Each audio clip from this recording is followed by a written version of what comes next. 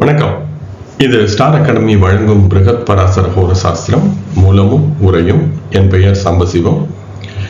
நாம் இன்று முதல் இந்த 19வது அத்தியாயம் ஆறாம் பாவகத்தை பற்றிய அத்தியாயத்திற்குள் நாம் செல்ல இருக்கிறோம். இதுவரை நாம் 5 பாவகங்கள் வரை ஒவ்வொரு பாவகத்திலும் எந்த விதமான தன்மைகள் இருந்தால் எந்த பலன்கள் இருக்கும் என்பதை பார்த்து இன்று முதல் இந்த 6வது அத்தியாயத்திற்குள் செல்வோம். பராசரர் இந்த பாவகங்களை பற்றிய முன்னுரை அத்தியாயத்தில் 6ஆம் பாவகத்தை நமக்கு அறிமுகம் செய்யும் பொழுது மாதுலாந்தக சங்கானாம் சத்ரும்ஸ்சைவ பிரணாதிகான், அதே போல சபத்னி மாத்திரம் போன்றவர்களை எல்லாம் நாம் இந்த 6ஆம் பாவகத்தில் இருந்து அறியலாம் என்பதாக சொல்லியிருந்தார். இந்த ஆதிபத்தியங்கள் என்ன என்ன என்பதை ஆராயும் பொழுது மாதுல என்றால் மாமா, அந்தக என்றால் நமக்கு வருகின்ற இறப்பு அல்லது அதை பற்றிய தகவல், அந்தகன் என்றால் யமன் என்பதாக பொருள் கொள்ளலாம். எனவே இறப்பு அல்லது இந்த இறப்பு தருகின்ற தன்மை என்பதாக இந்த 6ஆம் பாவகம் சொல்கிறது. அதே போல சத்ரு என்பால் எதிரி, எனவே எதிரிகளை பற்றிய தன்மை. விரண என்ற சொல்லுக்கு புண்கள், காயங்கள், வெட்டு என்பதையெல்லாம் பொருள் கொள்ளலாம். எனவே அந்த விரண என்று சொல்லப்படுகின்ற அது போன்ற உடலில் ஏற்படுகின்ற காயங்கள், தன்மைகள் போன்றவற்றையெல்லாம். அதே போல உறவுகளை பார்க்கும் பொழுது இது 4ஆம் பாவத்திற்கு 3ஆம் பாவகம் என்பதால் சித்தி, அதாவது அப்பாவின் 2வது மனைவி என்பதாக கூட இதை பொருள் கொள்ளலாம். எனவே இது 7க்கு 9வது பாவகமாக வரும். எனவே இதை அப்பாவிற்கு 2வது மனைவி அல்லது 4ஆம் பாவகத்திற்கு 3வது வீடு என்பதால் எப்படி மாமா என்று சொல்கிறோமோ அதே போல அப்பாவின் 2வது மனைவி என்பதாகவும் இதை தேடலாம் என்பதாக இந்த முன்னுரை விளக்கம் சொல்கிறது. எனவேதான் நாம் பொதுவாக வாழ்வியல் அதே போல தமிழ் சினிமாக்களில் கூட பார்க்கும் பொழுது இந்த அப்பாவின் 2வது மனைவி என்பது அந்த குழந்தையை தொல்லைப்படுத்துவது, கொடுமைப்படுத்துவதாக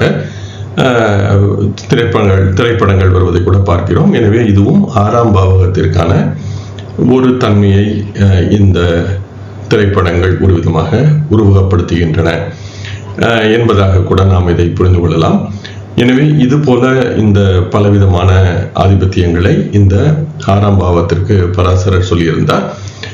இதில் இந்த மொழிபெயர்ப்பில் உள்ள பிரச்சனை என்னவென்றால், இந்த மாதுல அந்தக என்ற அந்த ஒரு சொல்லை மாதுல அந்தக என்பதாக சேர்த்து பார்த்து மாமாவிற்கான இறப்பு பற்றிய தகவல் என்பதாக, அந்தக என்றால் யமன், மாதுல என்றால் மாமா, எனவே மாதுல அந்தக என்பதாக சொல்லி மாமாவிற்கான இறப்பு என்பதாக இதை புரிந்து கொள்கிறார்கள். ஆனால் இது மாமாவை பற்றிய பாவகம், மாமாவின் இறப்பு பற்றிய பாவகம் இல்லை.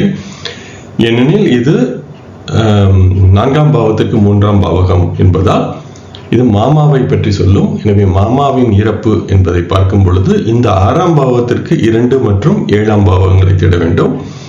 அப்படி பார்க்கும் பொழுது 6ஆம் பாவத்திற்கு 2வது பாவகமாக 7ஆம் பாவகம் வரும். 6ஆம் பாவகத்திற்கு 7ஆம் பாவகமாக 12ஆம் பாவகம் வரும். எனவே 7 மற்றும் 12ஆம் பாவகங்களே மாமாவிற்கான இறப்பு என்பதாக நாம் தேட முடியும். ஆனால் எனவே இந்த மாதுல என்பதையும் அந்தக என்பதையும் நாம் தனித்தனியாக பார்த்து இது இறப்பு வருகின்ற விதத்தை பற்றியும் மாமாவை பற்றியும் பேசுகிறது என்பதாக இதை புரிந்து கொள்ள வேண்டும். இதை இந்த முன்னுரை விளக்கத்திலும் நாம் பேசியிருக்கிறேன். எனவே பொதுவாக நாம் இந்த 6ஆம் பாவகத்தை பற்றி பல்வேறு விதமாக கவலை கொள்வதால் இந்த பாவகத்தை அது போன்ற ஒரு கவலையில் துவங்காமல் மாமா என்ற ஒரு அருமையான உறவு என்பதை பற்றி இந்த பாவகம் சொல்கிறது என்ற புரிதலுடன் வாருங்கள் நாம் இந்த பதிவிற்குள் செல்வோம். வாருங்கள் இந்த அத்தியாயத்தின் முதல் 2 ஸ்லோகங்களை பார்ப்போம். இந்த 2 ஸ்லோகங்களும் திரு கிரீஷ் சந்த் சர்மா அவர்களுடைய நூலில் இருக்கிறது. அதுபோலவே இது மற்ற நூல்களில் இந்த முதல் ஸ்லோகம் என்பது காண கிடைக்கவில்லை. இந்த 2வது ஸ்லோகத்திற்கு வெவ்வேறு விதமான வடிவங்கள் மற்ற நூல்களில் இருக்கின்றன. எனவே அதை அடுத்த பக்கத்தில் பார்ப்போம்.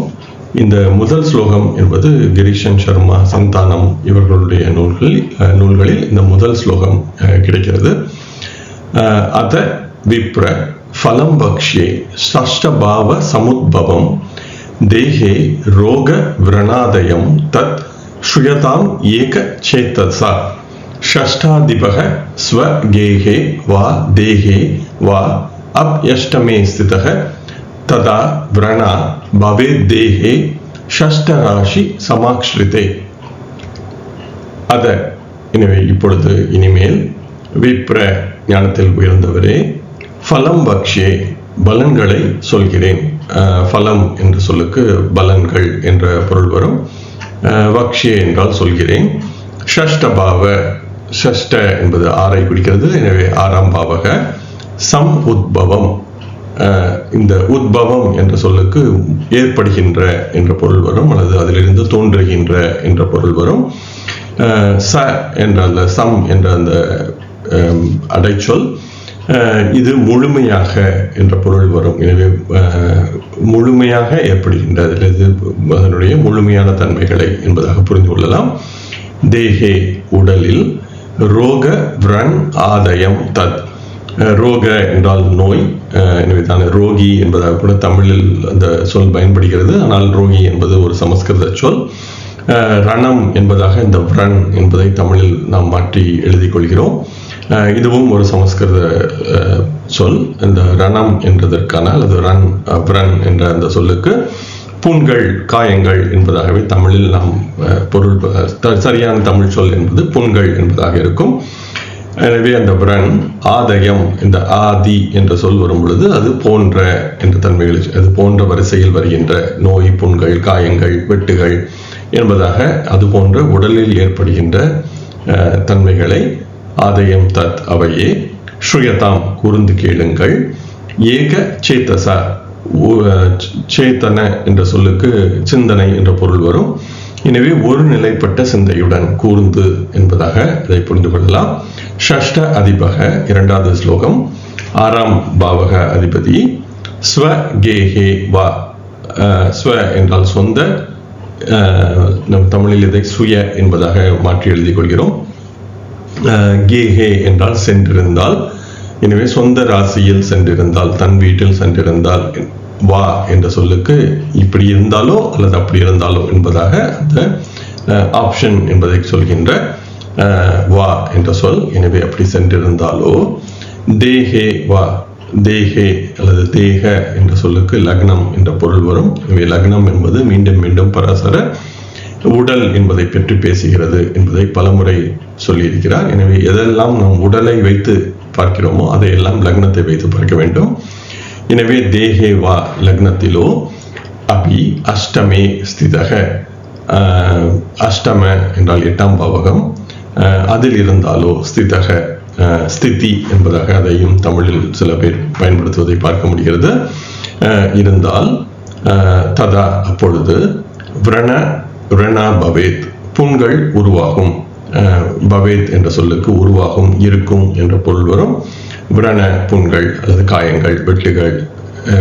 தேகே உடலில், ஷஷ்டராசி 6ஆம் ராசி, ஷமாக்ஸ்ரிதே அமைந்திருக்கின்ற இடம் என்பதாக இந்த ஸ்லோகங்களின் பொருள், சொற்களின் பொருள் இருக்கிறது. எனவே இந்த விளக்கம் என்பதை பார்க்கும் பொழுது முதல் ஸ்லோகம் என்பது மிகவும் எளிமையான ஒன்று. இது ஒரு துவக்க ஸ்லோகம். இப்பொழுது நான் 6ஆம் பாவக பலன்களை சொல்கிறேன் மைத்ரேயரே. எனவே இதில் உள்ள பலன்கள் முக்கியமானவை. உடலில் ஏற்படுகின்ற நோய், புண்கள் போன்ற தன்மைகளையே சொல்கின்றன. எனவே இதை பற்றி நான் சொல்ல நீங்கள் ஒருநிலைப்பட்ட சிந்தனையுடன் கூர்ந்து கவனிங்கள் என்பதாக மைத்ரேயரை நோக்கி சொல்வதாக இந்த முதல் ஸ்லோகம் அமைந்திருக்கிறது. இந்த 2வது ஸ்லோகத்தை சற்றே உன்னிப்பாக கவனிக்க வேண்டும்.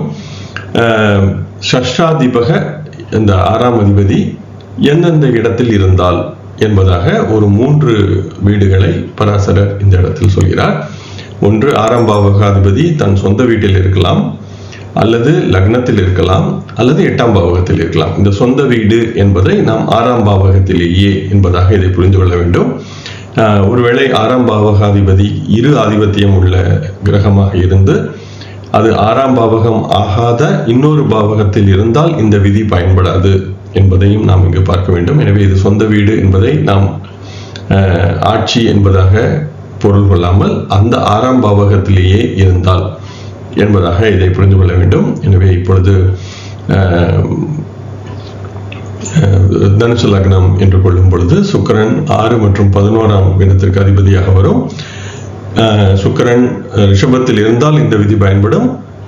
சுக்கிரன் ஒருவேளை துலாத்தில் இருந்தால் இந்த விதி பயன்படாது என்பதை நாம் புரிந்து கொள்ள வேண்டும். எனவே 6ஆம் பாவகாதிபதி அதனுடைய சொந்த வீட்டிலோ, அதாவது 6ஆம் பாவகத்திலோ ஆட்சியாக இருந்தாலோ, லக்னத்தில் இருந்தாலோ அல்லது 8ஆம் பாவகத்தில் இருந்தாலோ, இந்த 3 விதியில் ஏதேனும் ஒன்று பொருந்தி இருந்தால் அவரது உடல் இந்த காலபுருஷ தத்துவப்படி அவருடைய 6வது பாவகம் அல்லது 6வது ராசி எந்த ராசி வருகிறதோ, எனவே மேஷம் என்பது தலையை குறிக்கும் என்பதில் தொடங்கி மீனம் என்பது பாதங்களை குறிக்கும் என்பது வரை நாம் இந்த காலபுருஷ தத்துவப்படி எந்தெந்த உடல் பாகங்கள் என்பதை இந்த பிருகத் பராசர ஹோரசாஸ்திர விளக்கங்களில் பார்த்திருந்தோம். எனவே அதுபடி இந்த லக்னத்திற்குரிய 6வது பாவக ராசி எந்த காலபுருஷ தத்துவப்படி எந்த உடல் பாகத்தை குறிக்கிறதோ அந்த உடல் பாகத்தில் இவருக்கு புண்கள் உருவாகும் என்பதாக இந்த 2வது ஸ்லோகம் சொல்கிறது. எனவே 6ஆம் பாவகாதிபதி 6லேயே இருக்கலாம், லக்னத்தில் இருக்கலாம் அல்லது 8ல் இருக்கலாம். அப்படி இருந்தால் அந்த 6ஆம் பாவகம் அல்லது அந்த 6வது பாவகம் இருக்கின்ற ராசி காலபுருஷ தத்துவப்படி எந்த உடல் பாகத்தை குறிக்கிறதோ அந்த உடல் பாகத்தில் புண்கள் உருவாகும் அல்லது புண்கள் இருக்கும் அல்லது காயங்கள் ஏற்படும் என்பதாக இந்த 2வது ஸ்லோகம் சொல்கிறது. நான் ஏற்கனவே சொன்னது போல இந்த 2வது ஸ்லோகத்திற்கு பலவிதமான சில வேறுபாடுகள் ஒவ்வொரு மூலநூல் பிரதிக்கும் இருக்கிறது. அதை நாம் அடுத்த பக்கத்தில் பார்ப்போம். இந்த பக்கத்தில் நாம் ஹிந்தியில் உள்ள 3 முக்கியமான அல்லது 4 தாராச்சந்திரா, அதே போல கிரிதாரிலால், எனவே இந்த 4 முக்கியமான நூல்களில் இந்த சென்ற பக்கத்தில் பார்த்த 2வது ஸ்லோகம், அந்த ஸ்லோகம் திரு கிரீஷன் சர்மா மற்றும் சந்தானம் அவர்களுடைய நூலில் இருந்தது. இந்த அதே ஸ்லோகத்தை இந்த மற்ற 3-4 ஹிந்தியில் உள்ள நூல்கள் வெவ்வேறு விதமாக எழுதியிருக்கின்றன. எனவே இது அச்சில் வந்த பிழையா அல்லது பிரதி எடுப்பதில் வந்த பிழையா அல்லது இது ஒரு இடைச்சர்களா என்ற கேள்விக்குள் நாம் இங்கு போக வேண்டாம். எனவே அதை நான் ஏற்கனவே சொன்னது போல ஆராய்வது என்பது மிகவும் கடினமானது. எனவே இது முதன்மையாக இந்த ஸ்லோகங்கள் நாம் இது எழுதப்படவில்லை, மனப்பாடம் செய்யப்பட்டு பிறகு ஒரு நீண்ட காலத்திற்கு பிறகே இந்த ஸ்லோகங்கள் எழுதப்பட்டிருக்க வேண்டும். அப்படி எழுதப்பட்டிருக்கும் பொழுது அதை படித்தவர் நிச்சயமாக ஒரு ஜோதிடராக இருந்திருப்பார். எனவே அந்த ஜோதிடர் தனக்கு மனதில் இருக்கின்ற அந்த பாடத்தை பிரதி எடுத்திருப்பார். எனவே அந்த பிரதி எடுக்கும் பொழுது அவருக்கு எவ்வளவு தூரம் அந்த நினைவாற்றல் என்பது இருந்தது என்பதை பொறுத்து அந்த பிரதி எடுப்பது என்பது அந்த மூல ஸ்லோகத்திற்கு பொருந்தி இருக்கும். அதே போல ஒரு பிரதி என்பது எடுத்த பிறகு அதை மறு பதிவு என்பதை செய்யும் பொழுது மீண்டும் ஒருவர் அதை எழுதியிருப்பார். அப்படி எழுதியவர் ஒரு ஜோதிடராக இருந்திருக்க வேண்டும் என்ற அவசியம் இல்லை. எனவே அதை அவர் பிரதி எடுக்கும் பொழுது அதில் சில மாற்றங்கள் நிகழ்ந்திருக்கலாம். அதே போல ஓலையில் எழுதியிருக்கும் பொழுது அந்த ஓலை என்பது ஏதேனும் பாதிக்கப்பட்டு அல்லது இங்கேனும் அங்கெங்கும் உடைந்து அல்லது ஏதேனும் கரையான் போன்றவை எல்லாம் மாறித்து சில சொற்கள் என்பதும் மாறியிருக்க வாய்ப்பிருக்கிறது. எனவே இந்த வேறுபாடுகள் என்பதற்கு பல்வேறு விதமான காரணங்கள் இருக்கக்கூடும். எனவே இதை ஆராய்ந்து எது சரியான மூலநூல் விளக்கம் என்பதை மொழி தெரிந்தவர்கள் மட்டுமே ஆராய்ந்து இதை உறுதிப்படுத்த முடியும். என்னால் அதை செய்ய முடியாது. ஆனால் நாம் இது போன்ற வேறுபாடுகள் இருக்கின்றன என்பது தெரிந்து கொண்டால் நாம் ஜோதிட விதிகளை ஜாதகங்களில் பயன்படுத்தி பார்த்து எந்த விதி பொருந்தி இருக்கிறது என்று பார்த்து அதை மட்டும் நாம் தேர்வு செய்து கொள்ள முடியும். அதனால்தான் நான் இந்த அனைத்து விதமான ஸ்லோகங்களையும் ஒரு சேர உங்களுக்கு தர முயற்சிக்கிறேன். எனவே இந்த பதிவின் நோக்கம் என்பது ஒரு இதெல்லாம் இருக்கிறது பிருகத் பராசர ஹோர சாஸ்திரத்தில் என்பதாக சொல்லி கடந்து போகுவதற்காக இந்த பதிவு என்பது செய்யப்படவில்லை. நாம் அனைவரும் பிருகத் பராசர ஹோர சாஸ்திரத்தை முழுமையாக தெரிந்து கொண்டு அதில் உள்ள ஸ்லோகங்களை தெளிவாக ஆராய்ந்து பிறகு நாம் அதை பயன்படுத்த வேண்டும் என்ற நோக்கில் நாம் இந்த பதிவுகளை ஆராய்வதால் நான் அனைத்து விதமான ஸ்லோகங்களையும் தர முயற்சிக்கிறேன். எனவே இது எது சரியானது என்பதை நாம் தொடர்ந்து ஆராய்ந்து பார்த்தால்தான் நம்மால் ஒரு முடிவிற்கு வர முடியும். வாருங்கள், ஸ்லோகம் என்ன சொல்கிறது என்று பார்ப்போம். பாபக ஷஷ்டாதிபோ யத் கேஹே லக்னே வா அஷ்டமே ஸ்திதக ததா விரணோ பவேத் தேஹே ஷஷ்டராசி சமாக்ஷ்ருதே என்பதாக திரு சுரேஷ் சந்திர மிஸ்ரா என்பவருடைய நூலில் உள்ள ஸ்லோகம் சொல்கிறது. தாராச்சந்திரா மற்றும் கிரிதாரிலால் என்ற 2 வெவ்வேறு புத்தகங்கள் ஷஷ்டாதிபோ அபி பாபஷ்சேத் தேஹே வா அஷ்டமே ஸ்திதக ததா விரணோ பவேத் தேஹே கர்மஸ்தானே அப்யயம் விதிஹி. எனவே இந்த ஷஷ்டராசி சமாக்ஷ்ருதே என்பதற்கு பதிலாக கர்மஸ்தானே அப்யயம் விதிஹி என்பதாக மாற்றப்பட்டுள்ளது. அடுத்ததாக ஷஷ்டாதிபோ அபி பாபஸ்சேத் தேஹே வா அஷ்டமே ஸ்திதக ததா விரணோ பவேத் தேஹே ஷஷ்டஸ்தானே அப்யயம் விதிஹி. இந்த கர்மஸ்தானே என்பது மீண்டும் ஷஷ்டஸ்தானே என்பதாக மாறியிருக்கிறது. இந்த ஸ்லோகங்களில் உள்ள சொற்களின் என்ன பொருள் என்று பார்க்கும் பொழுது, பாபக ஒரு இயற்கை பாவர். எனவே சென்ற ஸ்லோகத்தில் 6ஆம் அதிபதி பாவராக இருக்க வேண்டும் அல்லது சுபராக இருக்க வேண்டும் என்பதாக அந்த சென்ற பக்கத்தில் பார்த்த 2வது ஸ்லோகம் சொல்லவில்லை. 6ஆம் அதிபதி 6ஆம் பாவத்தில் இருக்கலாம், லக்னத்தில் இருக்கலாம் அல்லது 8ஆம் பாவத்தில் இருக்கலாம். அப்படி இருந்தால் 6ஆம் ராசி அல்லது 6ஆம் பாவகம் காலபுருஷ தத்துவப்படி எந்த உடல் பாகத்தை குறிக்கிறதோ அதில் புண்கள் இருக்கும் என்பதாக அந்த சென்ற பக்கத்தில் பார்த்த ஸ்லோகம் சொல்கிறது. ஆனால் இந்த ஸ்லோகம் அந்த 6ஆம் பாவகாதிபதிக்கு ஒரு குறிப்பிட்ட தன்மையை சொல்கிறது. எனவே அது ஒரு இயற்கை பாவராக இருக்க வேண்டும் என்பது முதல் நிபந்தனை. சுபராக இருந்தால் இந்த விதி பொருந்தாது என்பதாக ஒரு குவாலிஃபயர் என்பதை சேர்க்கிறது. எனவே பாபக ஒரு இயற்கை பாவர், ஷஷ்டாதிபோ 6ஆம் பாவக அதிபதியாகி, கேஹே லக்னே லக்னத்தில் சென்றிருந்தால், வா அஷ்டம சம்ஸ்திதே அல்லது 8ஆம் பாவகத்தில் இருந்தால், ததா அப்பொழுது விரணோ புண்கள், பவேத் தேஹே உடலில் உருவாகும், ஷஷ்டராசி 6ஆம் ராசி, சமாக்ஷ்டிதே குறிக்கின்ற அல்லது காட்டுகின்ற. இந்த இடத்தில் இந்த முதல் ஸ்லோகம் முதல் சொற்களின் பொருளை பார்ப்போம். அதன் பிறகு இந்த ஸ்லோகம் சொல்கின்ற வேறுபாட்டை பார்ப்போம். அடுத்ததாக 2வது ஸ்லோகம் ஷஷ்டாதிபோ அபி பாபஸ்சேத் தேஹே. எனவே 6ஆம் அதிபதி பாபஸ்சேத் பாவராக இருந்து, தேஹே வா லக்னத்திலோ, அஷ்டமே ஸ்திதக 8ஆம் பாவகத்தில் இருந்தாலோ, ததா விரணோ அப்படியே புண்கள், பவேத் தேஹே உடலில் உருவாகும், கர்மஸ்தானே 10ஆம் பாவகத்திலும், அவ்யயம் விதிஹி இப்படியான விதியே. அடுத்ததாக அந்த இறுதி ஸ்லோகத்தை பார்க்கும்பொழுது மற்ற சொற்கள் என்பது இந்த 122ஆம் ஸ்லோகத்தை போலவே இருக்கிறது. கணேஷ் தத் பாட்டக் அவர்களுடைய 104ஆம் ஸ்லோகம் இந்த கர்மஸ்தானே என்பதற்கு பதிலாக 6ஆம் பாவகத்திலும் என்பதாக அந்த ஒரே ஒரு சொல் மட்டும் மாறி இருக்கிறது. எனவே இந்த ஸ்லோகங்கள் என்ன சொல்ல வருகின்றன என்பதை நாம் சிந்திக்கும் பொழுது, திரு சுரேஷ் சந்திர மிஸ்ரா அவர்களுடைய முதல் ஸ்லோகம் என்பதை பார்க்கும் பொழுது, ஒரு இயற்கை பாவர் 6ஆம் பாவகாதிபதி ஆகி லக்னத்திலோ அல்லது 8ஆம் பாவகத்திலோ இருந்தால் அவரது உடலில் 6ஆம் ராசி காலபுருஷ தத்துவப்படி எந்த உடல் பாகத்தை குறிக்கிறதோ அங்கே புண்கள் உருவாகும் என்பதாக சொல்கிறது. திரு தாராச்சந்திரா மற்றும் கிரிதாரிலால் அவர்களுடைய ஸ்லோகத்தை பார்க்கும் பொழுது 122வது ஸ்லோகம், 6ஆம் பாவகாதிபதி ஒரு இயற்கை பாவராக இருந்து லக்னத்திலோ அல்லது 8ஆம் பாவகத்திலேயோ இருந்தால் உடலில் புண்கள் உருவாகும். 10ஆம் பாவகத்தில் இருந்தாலும் இது போல புண்கள் உருவாகும். ஆனால் எந்த இடத்தில் புண்கள் உருவாகும் என்பதை இந்த முதல் 2 ஸ்லோகங்களும் சொல்லவில்லை. அதே போல 3வது ஸ்லோகத்தை பார்க்கும் பொழுதும் எந்த இடத்தில் புண்கள் உருவாகும் என்பதை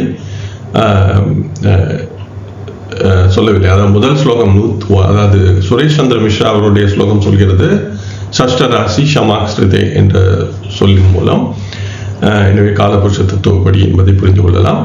ஆனால் இந்த தாராச்சந்திரா கிரிதாரிலால் மற்றும் கணேஷ் தத் பாட்டக் அவர்களுடைய ஸ்லோகங்கள் சொல்லவில்லை. எனவே 6ஆம் பாவகாதிபதி ஒரு இயற்கை பாவராக இருந்து லக்னத்திலோ அல்லது 8ஆம் பாவகத்திலேயோ இருந்தால் உடலில் புண்கள் உருவாகும். 6ஆம் பாவகத்தில் இருந்தாலும் இதே போன்றே புண்கள் வரும் என்பதாக இந்த கணேஷ் தத் பாட்டக் அவர்களுடைய ஸ்லோகங்கள் சொல்கின்றன. எனவே சென்ற பக்கத்தில் பார்த்த ஸ்லோகத்துடன் ஒப்பிடும் பொழுது இவையெல்லாம் கிட்டத்தட்ட ஒரே பொருளை சொன்னாலும் பல வேறுபாடுகள் இருப்பதை பார்க்க முடிகிறது. எனவே இந்த 3 ஸ்லோகங்களும் 6ஆம் பாவகாதிபதி பாவராக இருந்தால் மட்டுமே இந்த விதி செயல்படும் என்பதாக சொல்கின்றன. சென்ற பக்கத்தில் பார்த்த ஸ்லோகம் அதை பற்றி சொல்லவில்லை. 2வது முக்கியமான வேறுபாடு என்பது 6ஆம் இடத்தில் ஆட்சியாக இருந்தால் என்பதை ஒரு சில ஸ்லோகங்கள் பேசவில்லை. எனவே லக்னத்தில் இருந்தாலோ 8ஆம் பாவத்தில் இருந்தாலோ என்பது சொல்லப்படுகிறது. ஆனால் 6ஆம் பாவத்தில் ஆட்சியாக இருந்தால் என்பதை இந்த முதல் 2 ஸ்லோகங்கள் சொல்லவில்லை. 3வது ஸ்லோகம் சொல்கிறது. 2வது ஸ்லோகம் என்பது 10ஆம் பாவகத்தில் இருந்தாலும் இது போன்ற விதிகள் இதே போன்ற புண்கள் வரும் என்பதாக சொல்கிறது. அந்த மற்ற 3 ஸ்லோகங்களும் அதை சொல்லவில்லை. இவற்றையெல்லாம் ஒன்றாக சேர்த்து பொருத்தி பார்க்கும் பொழுது என்னுடைய புரிதல் என்பது எப்படி இருக்கிறது என்றால், முதன்மையாக இந்த 6ஆம் பாவகாதிபதி பாவராக இருக்க வேண்டும் என்பது ஒரு முக்கியமான கருத்து என்பதை நான் இந்த 4 ஸ்லோகங்களையும் சேர்த்து பார்க்கும் பொழுது புரிந்து கொள்கிறேன். அதே போல 6ஆம் பாவகம், லக்னம், 8 இந்த 3இல் இருந்தாலும் இந்த விதி பொருள்படும். எனவே இந்த 6ஆம் பாவகாதிபதி 6இல் இருந்தாலும் சரி, லக்னத்தில் இருந்தாலும் சரி, 8இல் இருந்தாலும் சரி, 6ஆம் பாவகம் காலபுருஷ தத்துவப்படி எந்த ராசியில் வருகிறதோ அது குறிக்கின்ற உடல் பாகத்தில் புண்கள் இருக்கும் என்பதாக இந்த 4 ஸ்லோகங்களையும் சேர்த்து ஒரு சேர நான் புரிந்து கொள்கிறேன். எனவே இந்த இயற்கை பாவர் என்ற ஒரு கூடுதல் கருத்தை மட்டும் நான் சென்ற பக்கத்தில் பார்த்த 2வது ஸ்லோகத்துடன் சேர்த்து புரிந்து கொள்ள முயற்சிக்கிறேன். மற்றபடி இந்த 10ஆம் பாவகத்திலும் இது போன்ற கருத்து என்பது பொதுவாக 10ஆம் பாவகத்தில் 6ஆம் அதிபதி இருப்பது என்பது ஒரு பெரிய பிரச்சனையாக கருதப்படாது. எனவே அந்த விதி என்பதும் சரியானதில்லை என்பது என்னுடைய கருத்து. ஆனாலும் இவை அனைத்தையும் நாம் கருத்தில் கொண்டு ஜாதகங்களில் பொருத்தி பார்த்தால் மட்டுமே எந்த விதி சரியாக இருக்கிறது என்பதை நாம் புரிந்து கொள்ள முடியும். அடுத்து நாம் ஸ்லோகங்கள் 3, 4, 5 திரு சந்தானம் அதே போல திரு கிரீஷன் சர்மா அவர்களுடைய நூல்களில் இருந்து இந்த ஸ்லோகங்களை பார்க்க முடியும். இந்த 3 ஸ்லோகங்களும் எந்த விதமான மாற்றமும் இல்லாமல் தாராச்சந்திரா கிரிதாரிலால் அதே போல கணேஷ் தத் பாட்டக் போன்றவர்களுடைய நூல்களிலும் எந்த விதமான மாற்றமும் இல்லாமல் இதே போன்றே கிடைக்கிறது.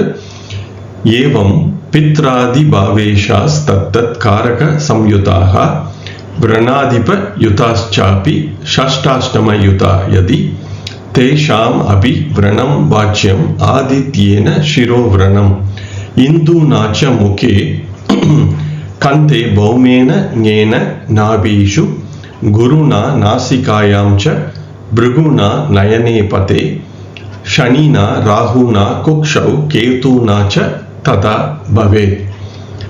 ஏவம் இப்படியாக பித்ர ஆதி அப்பா முதலான உறவுகளை குறிக்கின்ற பாவகங்கள். எனவே 4ஆம் பாவக அதிபதி, 7ஆம் அதிபதி, 5ஆம் அதிபதி என்பதாக இந்த உறவுகளை குறிக்கின்ற பாவகங்கள் என்பதாக இந்த பித்ர ஆதி, பித்ர என்றால் அப்பா, ஆதி என்றால் முதலான, எனவே மற்ற உறவுகளை குறிக்கின்ற பாவ ஈஷாஸ் பாவகாதிபதிகள் தத்தத் காரக சம்யுதாக அந்தந்த காரகர்களுடன் சேர்ந்து விரண அதிப 6ஆம் பாவகாதிபதியுடன் யுதாஸ்ச அபி சேர்ந்து இருந்தால் ஷஷ்ட அஷ்டம யுதா யதி, ஷஷ்ட என்றால் 6, அஷ்டம என்றால் 8, ஒருவேளை அல்லது 6 அல்லது 8ஆம் பாவகங்களில் சேர்ந்து இருந்தால் தேஷாம் அபி தேஷாம் என்ற சொல்லுக்கு அவர்களுக்கும் என்ற பொருள் வரும்.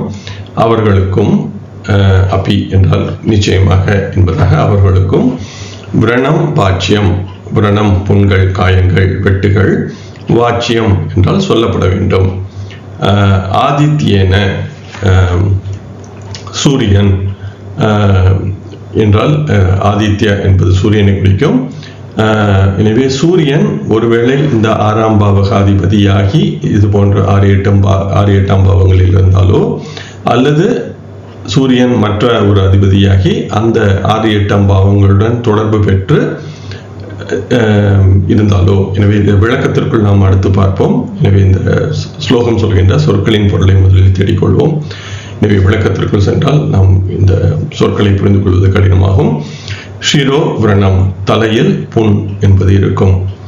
இந்து நாச்ச முகே, ஒருவேளை சந்திரன் தொடர்பு பெற முகத்தில் அல்லது வாயில், முக என்பதற்கு 2 விதமான பொருள் இருக்கிறது. ஒன்று பொதுவாக மொத்தமாக முகம் என்பதை நாம் சொல்லலாம். சமஸ்கிருதத்தில் இந்த முக என்பது வாய் என்பதாக கூட பொருள் வரும். எனவே இது முகம் அல்லது வாய் என்பதாக அதை நாம் புரிந்து கொள்ளலாம். கந்தே பௌமீன, கழுத்து, களத்தில் செவ்வாய் தொடர்பு பெற.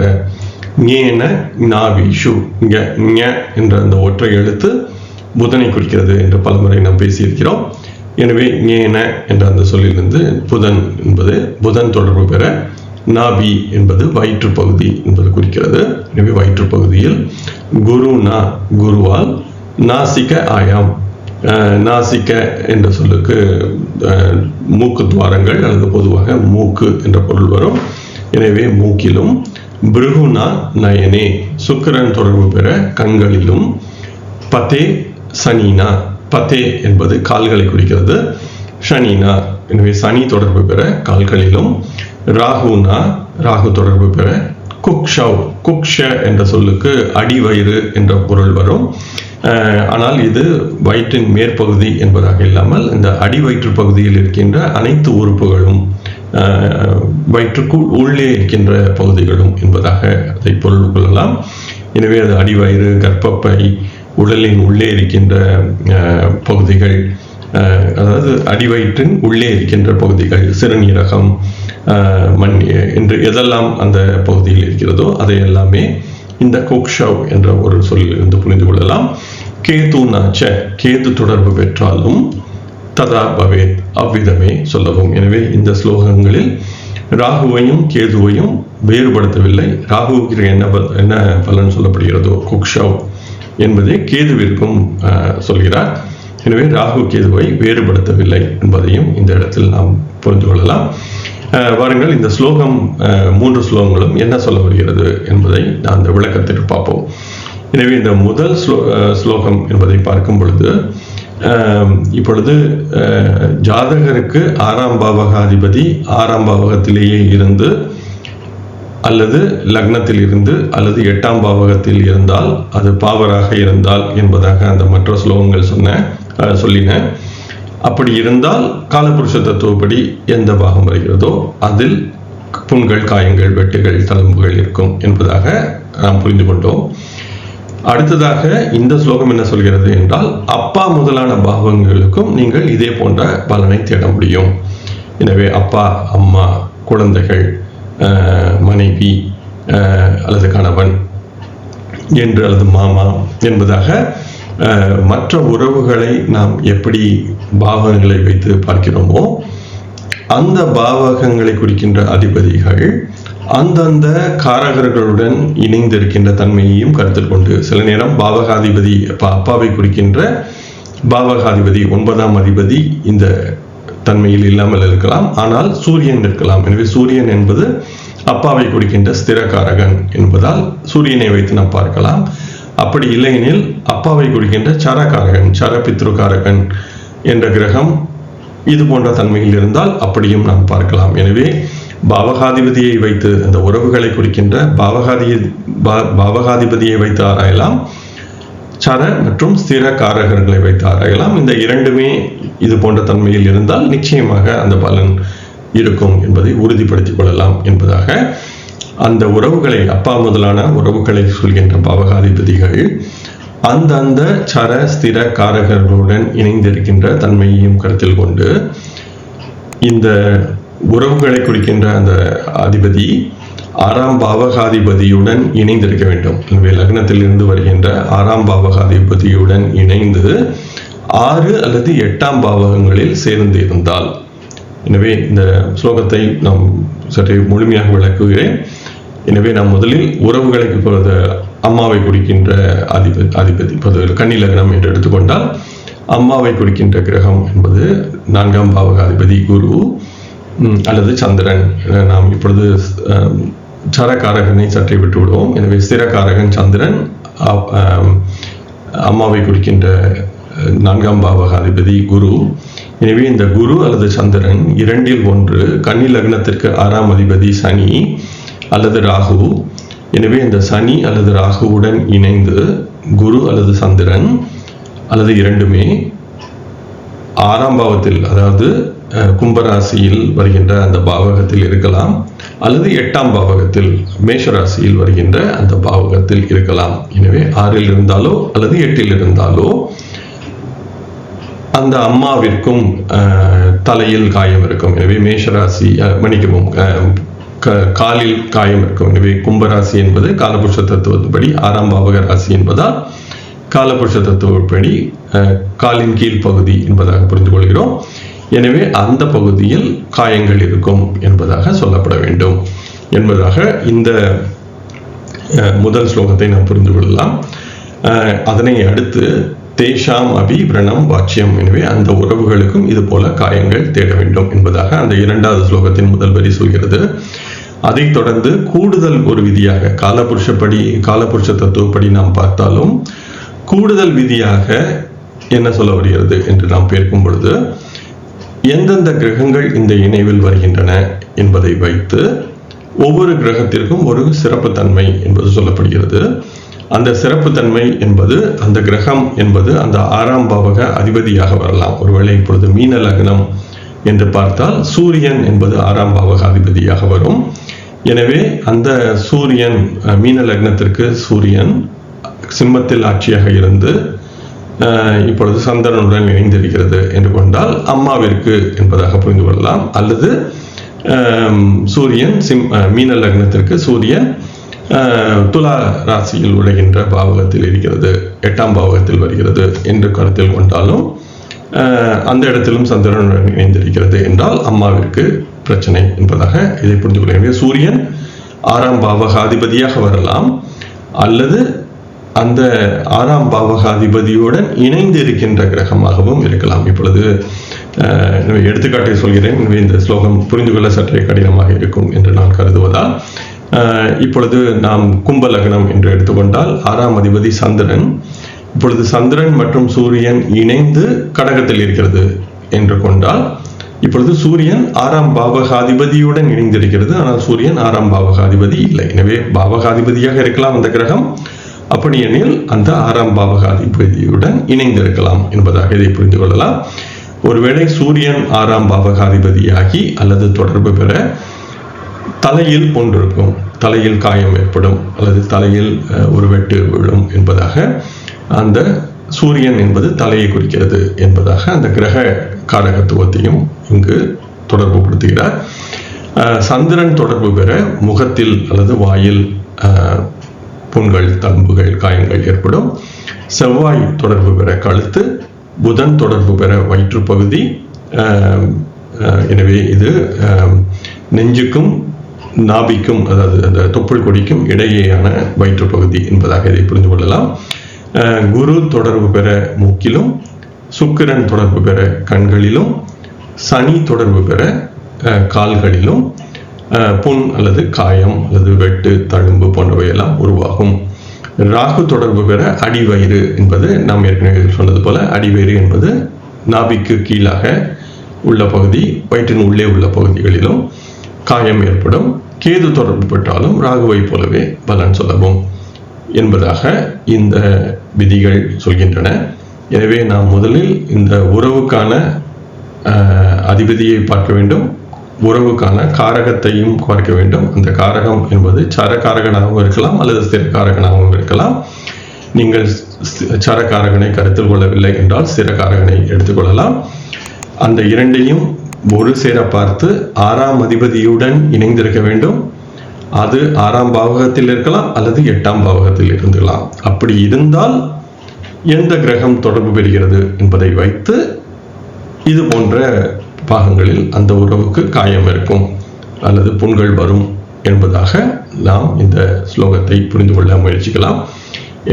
எனவே முடிந்த அளவு இந்த ஸ்லோகத்தை தெளிவாக விளக்கியிருக்கிறேன் என்று கருதுகிறேன். எனவே இந்த தன்மையை ஜாதகங்களில் பொருத்தி பார்த்து அப்படியான பலன்கள் இருக்கிறதா இல்லையா என்பதை நாம் ஆராய்ந்து பார்த்தால் மட்டுமே நாம் ஒரு தெளிவான முடிவிற்கு வர முடியும். அதே போல எப்பொழுது அந்த காயங்கள் புண்கள் போன்றவை நேரிடும் என்பதை ஆராய்வதும் அடுத்து ஒரு முக்கியமான தன்மை. அதே போல பாவர தொடர்பு என்பதும் அதே போல சுபர் பார்த்தல் என்பதும் முக்கியமானது. எனவே பாவர் பார்த்தால் அதிக அளவு பாதிப்பு என்றும், சுபர் தொடர்பு கொள்ள அந்த பாதிப்பு என்பது அவ்வளவு இருக்காது என்பதாகவும் நாம் கருத்தில் கொள்ள வேண்டும். எனவேதான் ஜாதகங்களில் முழுமையாக ஆராய்ந்து பார்த்தால் மட்டுமே இந்த விதிகள் எவ்வளவு தூரம் பயன்படுகிறது என்ற ஒரு முடிவிற்கு நாம் வர முடியும். இந்த பதிவின் இறுதி ஸ்லோகமாக நாம் ஸ்லோகம் 6 பார்ப்போம். இந்த ஸ்லோகம் திரு சந்தானம் மற்றும் கிரீஷன் சர்மா அவர்களுடைய நூலில் இருக்கிறது. அதே போலவே திரு தாரச்சந்திரா கிரிதாரிலால் மற்றும் திரு கணேஷ் தத் பாட்டக் அவர்களுடைய நூலிலும் இந்த ஸ்லோகம் என்பது அப்படியே காண கிடைக்கிறது. லக்னாதிபக குஜஷேக்த்ரே புதபே யதி சம்ஸ்திதக யத்ர குத்ர ஸ்திதோ ஞேன வீக்ஷிதோ முக ருக்ப்ரதக என்பதாக இந்த ஸ்லோகம் சொல்கிறது. லக்னாதிபக லக்னாதிபதி குஜ ஷேக்த்ரே, குஜ என்பது செவ்வாயை சொல்கிறது, ஷேத்ரே செவ்வாயின் வீட்டிலோ செவ்வாயின் இடத்திலோ. எனவே லக்னாதிபதி மேஷம் அல்லது விருச்சிகத்தில் வருகின்ற பாவங்களில் இருந்தாலோ, புத பே, புத என்பது புதனை சொல்கிறது, பே அல்லது ப என்ற அந்த ஒற்றை எழுத்து ராசி என்பதை சொல்கிறது அல்லது பாவகம் என்பதை சொல்கிறது. இதையும் நாம் இந்த 3ஆம் அத்தியாயத்தில் பார்த்தோம். மணிக்கம் 4ஆம் அத்தியாயத்தில் இந்த சொல் பலமுறை பயன்பட்டது. எனவே இது புதனின் ராசிகள். எனவே லக்னாதிபதி ஒருவேளை செவ்வாயின் ராசிகளிலோ அல்லது புதனின் ராசிகளிலோ யதி சம்ஸ்திதக நிலை பெற்று இருந்தால், யத்ர குத்ர ஸ்திதோ எந்த இடத்தில் இருந்தும், யத்ர குத்ர என்றால் புதன் எங்கிருக்கிறது, புதன் என்பது பின்பு வருகிறது. யத்ர குத்ர ஸ்திதோ என்றால் எந்த இடத்தில் இருந்து பார்த்தாலும் சரி. சில நேரம் புதன் லக்னாதிபதியாகி பார்க்கிறது என்றெல்லாம் நாம் கருதலாம். ஒருவேளை நான் ராசி பார்வையை கருத்தில் கொள்வதால் இப்பொழுது கன்னி லக்னம் என்று எடுத்துக்கொள்வோம் அல்லது மிதுன லக்னம் என்று எடுத்துக்கொள்வோம். இப்பொழுது எனவே இரண்டுக்கும் புதன் லக்னாதிபதி. இந்த இரண்டில் ஏதேனும் ஒரு இடத்தில் லக்னத்திலேயே இருக்கிறது என்று கொண்டால், இப்பொழுது கன்னி லக்னம் என்று எடுத்துக்கொண்டு புதன் கன்னியிலே இருக்கிறது. அப்பொழுது புதன் ராசி பார்வையால் மிதுனத்தை பார்க்கும். எனவே இப்படியும் நாம் கற்றுக்கொள்ளலாம். அல்லது இப்பொழுது கன்னி லக்னம், புதன் என்பது மிதுனத்தில் இருக்கிறது என்றாலும்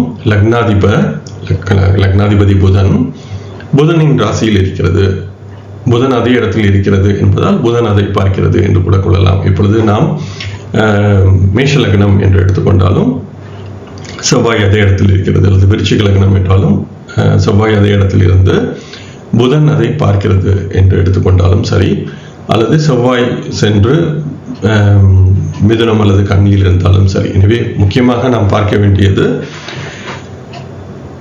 லக்னாதிபதி புதனின் ராசியில் இருக்கிறதா அல்லது செவ்வாயின் ராசியில் இருக்கிறதா. இந்த இரண்டில் எந்தேனும் ஒரு கிரகத்தின் ராசியில் இருந்து அந்த லக்னாதிபதியை புதன் பார்க்க வேண்டும், அவ்வளவுதான். இப்பொழுது சனி என்று எடுத்துக்கொண்டாலும், இப்பொழுது சனி லக்னாதிபதி மகர லக்னம், சனி சென்று விருச்சிகத்தில் இருக்கிறது, ரிஷபத்தில் இருந்து புதன் பார்க்கிறது என்பதாகவும் நாம் இதை பார்க்கலாம். எனவே இந்த இரண்டு நிலைகள், ஒன்று லக்னாதிபதி புதனின் ராசியில் இருக்க வேண்டும் அல்லது செவ்வாயின் ராசியில் இருக்க வேண்டும்.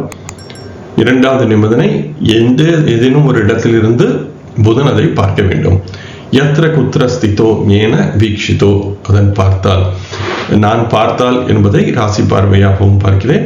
நீங்கள் கிரக பார்வை என்று மட்டுமே சிந்திக்க விரும்பினால் புதனுக்கு 7ஆம் பார்வை மட்டுமே இருக்க வேண்டும் என்பதால் நீங்கள் அதை 7ஆம் பார்வையாக கணக்கில் கொள்ளலாம். ராசி பார்வை என்று பார்த்தால் ராசி பார்வையை நாம் கருத்தில் கொள்ள வேண்டும். முக ருக், முக என்ற சொல் முகத்தை குறிக்கும் அல்லது வாயை குறிக்கும் என்பதை பார்த்திருந்தோம். ருக் என்பது நோயை சொல்கிறது. ரோக் என்ற சொல்லை போல ருக் என்பது நோயை குறிக்கிறது. பிரதக என்றால் தருகிறது. எனவே இந்த ஸ்லோகம் சொல்ல வருகின்ற கருத்து என்பது மிகவும் எளிமையானது. எனவே எந்த ஒரு ஜாதகத்தில் லக்னாதிபதி செவ்வாயின் ராசியிலோ அல்லது புதனின் ராசியிலோ இருந்து புதன் லக்னாதிபதியை எந்த ஒரு இடத்தில் இருந்து பார்த்தாலும் அந்த ஜாதகருக்கு முகம் அல்லது வாய்ப்பகுதியில் புண்கள், நோய் போன்றவை வரும். இந்த விதி என்னுடைய ஜாதகத்திலேயே பொருந்துகிறது என்பதை நான் சொல்ல விரும்புகிறேன். கன்னி லக்னமாகி புதன் மிதுனத்தில் இருக்கிறது. எனவே லக்னாதிபதி புதனின் ராசியிலேயே இருக்கிறது. புதன் அதை பார்க்கிறது என்று எடுத்துக்கொள்ள வேண்டும். எனவே புதன் தான் லக்னாதிபதி. எனவே அந்த இடத்தில் எனக்கு வாயில் புண்கள் அடிக்கடி வருவது சிறு வயதிலிருந்தே தொடர்ந்து வருகிறது. எனவே இது என்னுடைய ஜாதகத்தில் இந்த விதி பொருந்தியிருக்கிறது. உங்களுக்கு தெரிந்து மற்ற ஜாதகங்களில் இந்த விதி பொருந்தியிருக்கிறதா இல்லையா என்பதை நீங்கள் ஆராய்ந்து பார்க்கலாம். எனவே மிகவும் எளிமையான ஒரு விதி. இதை நீங்கள் பயன்படுத்தி பார்த்து இந்த விதி பொருந்தி இருக்கிறதா இல்லையா என்பதை நீங்கள் ஆராய்ந்து பார்க்கலாம். இத்துடன் இந்த 6ஆம் பாவகம் பற்றிய இந்த முதல் பதிவை நாம் நிறைவு செய்வோம். இந்த பதிவில் பராசரர் முக்கியமான ஒரு சில கருத்துக்களை சொல்லியிருந்தார். குறிப்பாக இந்த 6ஆம் பாவகாதிபதி 6ஆம் பாவகத்திலேயே இருத்தல் அல்லது லக்னத்தில் இருத்தல் அல்லது 8இல் இருத்தல் என்பது காலபுருஷ தத்துவப்படி அந்த உடல் பாகத்தில் பிரச்சனைகள் இருக்கும். அதே போல எந்த கிரகம் என்பது தொடர்பு கொள்கிறது. சூரியன் இருந்தால், சந்திரன் இருந்தால், அதே போல ஒவ்வொரு கிரகம் என்பதை வைத்து ஒரு குறிப்பிட்ட உடல் பாகத்தில் அந்த பிரச்சனை அல்லது நோய், புண்கள், காயங்கள் போன்றவை ஏற்படும் என்பதாகவும் இந்த விளக்கம் சொன்னது. அதே போல லக்னாதிபதி புதன் அல்லது செவ்வாயின் வீடுகளில் இருந்து புதன் எந்த ஒரு இடத்திலிருந்து அந்த புதன் அந்த லக்னாதிபதியை பார்த்தாலும் அந்த இடத்தில் வாயில் புண்கள் உருவாகும் என்பதாக அந்த இறுதி ஸ்லோகம் சொன்னது. என்னுடைய வேண்டுகோள் என்னவெனில், நீங்கள் இதையெல்லாம் ஜாதகங்களில் பொருத்தி பார்த்து எவ்வளவு தூரம் பொருந்தி இருக்கிறது என்பதை நீங்கள் ஆராய்ந்து பார்க்கலாம். இன்னொரு முக்கியமான கருத்து என்பது, இந்த 6ஆம் பாவகம் பற்றிய இந்த அத்தியாயம் முழுவதிலுமே நாம் பொதுவாக புரிந்து வைத்திருக்கின்ற இந்த இப்பொழுது 6ஆம் பாவகாதிபதி 8இல் இருந்தால், 12இல் இருந்தால் இந்த விபரீத ராஜயோகம் என்று ஒன்று செயல்படும் என்பதாக நாம் பல முறைப்படுத்தியிருக்கிறோம். விபரீத ராஜயோகம் என்பது சொல்லப்படுகிறது. அதை பிறகு வருகின்ற யோகங்கள் என்பதை நாம் பார்க்க முடியும் அந்த அத்தியாயத்தில். ஆனாலும் அந்த விபரீத ராஜயோகம் அல்லது விபரீத யோகம் என்பது 6ஆம் அதிபதி 8இல் இருத்தல் 12இல் இருத்தல் என்பது ஒரு நன்மையான தன்மை என்பதாக நாம் கருதினாலும், பராசரர் நோய்களை பற்றி சொல்லும் பொழுது அது ஒரு நன்மை தருகின்ற அமைப்பு இல்லை என்பதை சொல்லி வருவதை இந்த அத்தியாயம் முழுவதிலுமே நாம் பார்க்க முடிகிறது.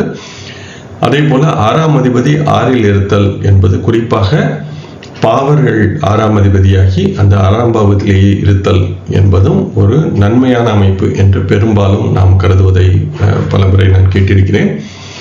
இப்பொழுது சனி 6ஆம் பாவகாதிபதி அங்கேயே இருந்தால், சிம்ம லக்னம், சனி 6ஆம் பாவகாதிபதி மகரத்திலேயே இருக்கிறது என்றால் இப்பொழுது 6இல் சென்று மறைந்து விட்டது, ஆட்சியாக இருக்கிறது. சனிக்கு 6ஆம் பாவம் ஒரு சிறப்பான அமைப்பு என்பதாகவும் நாம் கருதுவதை பார்க்க முடிகிறது. ஆனாலும் பராசரர் நோய்களை பற்றி பேசும் பொழுது 6ஆம் பாவகாதிபதி 6ஆம் பாவகத்திலேயே இருத்தல் என்பதை ஒரு நல்ல அமைப்பாக பராசரர் சொல்லவில்லை என்பதையும் நாம் இந்த 6ஆம் பாவகம் பற்றிய ஸ்லோகங்களில் பார்க்க முடிகிறது. எனவே இந்த விபரீத யோகம் அல்லது விபரீத ராஜயோகம் என்பது நோய்களை தடுக்கவில்லை என்பது ஒரு முக்கியமான கருத்து. அதே போல இந்த 6ஆம் பாவகாதிபதி 6லேயே இருத்தல் என்பதும் நோய்களை பொறுத்தவரையில் ஒரு பெரிய நன்மையான அமைப்பு இல்லை என்பதும் இங்கு இந்த முதல் பதிவில் நாம் பார்த்த ஸ்லோகங்களிலும் அந்த தன்மை பேசப்படுகிறது. எனவே 6ஆம் அதிபதி 6லேயே இருந்தாலும் காலபுருஷ தத்துவப்படி அல்லது எந்த உடல் பாகத்தில் எந்த கிரகம் தொடர்பு கொள்கிறது என்பதையெல்லாம் பார்க்கும் பொழுது இந்த 6ஆம் பாவகாதிபதி 6லேயே இருத்தல் என்பதற்கு விதிவிலக்கு தரப்படவில்லை என்பதையும் நாம் இங்கு சிந்திப்பது இன்றியமையாதது. எனவேதான் இந்த ஸ்லோகங்களை நாம் சற்றே கூர்ந்து கவனிக்கும் பொழுது நாம் சிந்திக்கின்ற அல்லது நாம் புரிந்து வைத்திருக்கின்ற பல விதிகள் கேள்விக்குள்ளாவதை பார்க்க முடிகிறது. எனவே இதை சற்றே கூர்ந்து கவனித்து ஜாதகங்களில் பொருத்தி பார்த்து பிறகு நாம் ஒரு முக்கியமான ஒரு முடிவிற்கு வர முடியும் என்பதையும் நான் இங்கு சொல்ல விரும்புகிறேன். அதே போல பராசரர் இந்த மாமா போன்ற பல்வேறு ஆதிபத்தியங்களை சபத்னி மாதரம், அதாவது சித்தி, அப்பாவின் 2ஆம் மனைவி போன்றவர்கள் எல்லாம் இந்த 6ஆம் பாவத்திற்கு சொல்லியிருந்தாலும் பெரும்பாலான பலன்கள் இந்த நோய், எதிரி, அதே போல காயங்கள் போன்றவற்றை சுற்றி இந்த 6ஆம் பாவக அத்தியாயம் அல்லது ஸ்லோகங்கள் என்பவை அமைந்திருக்கின்றன என்பதையும் இங்கு சொல்ல விரும்புகிறேன். எனவே மற்ற உறவுகளை பற்றிய விதிகளுக்கு நாம் மற்ற அத்தியாயங்களில் சென்று பொதுவான பலன்கள் என்பதை தேடி பார்த்து புரிந்து கொள்ள வேண்டும். இந்த அத்தியாயம் முழுவதுமே நோய், எதிரி, அதே போல புண்கள், காயங்கள், வெட்டுகள் போன்றவற்றை பற்றியே இருக்கப் போகிறது. இத்துடன் நான் இந்த பதிவை நிறைவு செய்கிறேன். என்னுடன் இணைந்து நீங்கள் அனைவரும் இந்த பிருகத் பராசர ஹோர சாஸ்திரம் என்ற ஒரு முக்கியமான மூல நூலை கற்கின்ற இந்த முயற்சியில் இணைந்து தொடர்ந்து பயணித்து வருவதற்கு மிக்க நன்றி. வாருங்கள், தொடர்ந்து பயணிப்போம். நன்றி, வணக்கம்.